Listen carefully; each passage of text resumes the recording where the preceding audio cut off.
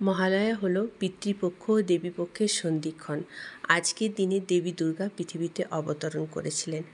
আজকের দিনে আমরা ভোর ভোর উঠে ধূপ দ্বীপ বাড়িতে জ্বালিয়ে টিভিতে মহিষাসুরের মর্দিনী চালাই, কিন্তু এখন আর মহালয়াটা আগের মতো লাগে না। এখনকার মহালয়া শুধু নাচ গান এইসবই চলতে থাকে। মহালয়ার যে আসল যে ব্যাপারটা সেটা যেন কোথায় হারিয়ে গেছে। আগে যে ডিডি ন্যাশনালে মহালয়া হতো সেটাই আমি এই বছরও দেখলাম ইউটিউব থেকে, আর আগের বছরও আমি দেখেছিলাম। আমার টিভির মহালয়াগুলো এখন যে নতুন নতুন সব সাজছে সেটা আমার একদম পছন্দ নয়। এরপর আজকের দিনে পিতৃপুরুষদের জল দিতে হয়, পিতৃপুরুষদের আত্মার কামনার জন্যে জল অর্পণ করতে হয়। এটা প্রত্যেক মানুষের করা উচিত। এমন নয় যে যার মা বাবা মারা গেছে তারাই করবে, যার মা বাবা বেঁচে আছে তারাও এটা করা উচিত। এটা করলে অনেক শান্তি পাওয়া যায়। পিতৃপুরুষরা এই দিন জলের জন্য অপেক্ষা করে, তাই একটু জল তো ভোর ভোর উঠে পিতৃপুরুষদের দেওয়াই যায়।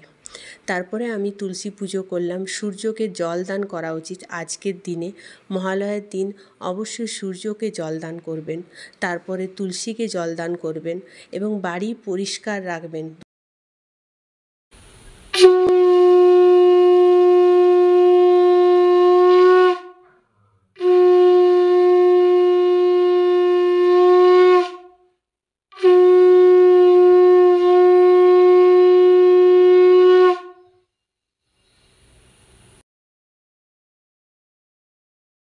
তুলসী পুজো কমপ্লিট করে আমি বাড়ির আমার ঠাকুরদের পুজো করব, কারণ আজকে অমাবস্যা, তার সঙ্গে দেবীপক্ষের আজ থেকে শুরু।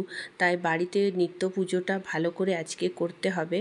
আর আমার যেহেতু বাড়িতে মা তারা ফটো আছে এবং একটা মাতা রানীর 9টা রূপের ফটো আছে, মানে মা দুর্গারই একটা ফটো আছে, তো ওই দুটো আজ আমি খুব ভালোভাবে পুজো করি। অন্যবারে আমি পুরোহিত দিয়ে পুজো করাই অমাবস্যার দিন, কিন্তু এইবারে আজকের দিনে পুরোহিত পাওয়া খুব মুশকিল, তাই নিজেই মায়ের পুজো করলাম, আরতি করলাম, ধুনো দিলাম। সেই ধুনোটা পুরো বাড়ি দিলাম। ধুনো অমাবস্যার দিন অবশ্যই বাড়িতে দেন, এতে প্রচুর পজিটিভ এনার্জি আসে, নেগেটিভ এনার্জি সব দূর হয়ে যায়। ধুনোটা প্রথমে মাকে দিয়ে সেই ধুনোটায় পুরো বাড়ি দেবেন, এতে প্রচুর পজিটিভ এনার্জি পাওয়া যায়। আমি পুরো বাড়ি দিয়েছি, কিচেনে এমনকি পুরো রুমে, বাড়িতে ডাইনিং ড্রয়িং সব জায়গায় দিয়েছি।